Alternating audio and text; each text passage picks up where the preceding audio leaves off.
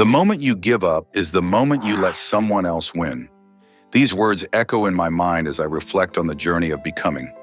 You see, when it comes to chasing our dreams, there's a kind of waiting that makes you weaker and a kind of waiting that makes you wiser.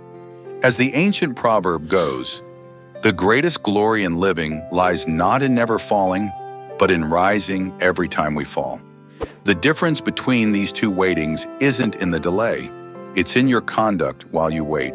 In the real world, success doesn't always knock loudly. Sometimes it sneaks in through the back door of your ordinary day, as if to say, "You didn't see me coming, did you?" That's why we don't just wait passively. We wait aggressively. Aggressive patience means waking up every morning with the mindset that today could be the day you break through. You send that email like it's the one. You post that content like this is the post. And if breakthrough doesn't come, you don't spiral.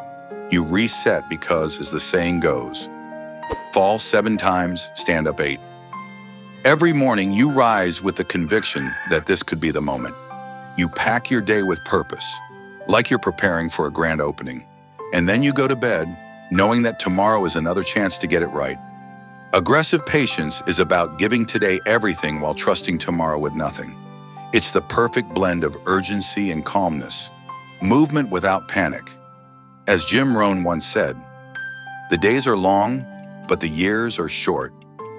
We often underestimate the power of consistent effort. Breakthroughs are often hidden in the boring days that you didn't skip. The greatest shifts happen quietly, like seeds tearing open the soil in silence. One random morning, you wake up and it feels like any other day. But something inside you has shifted. You've grown, you've learned, and you're ready. The people who win aren't the ones who waited the longest.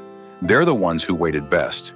They're the ones who kept watering their seeds, training like the door would open today, and posting great content even when there were no views. They recognized that hope is a muscle, and they built it.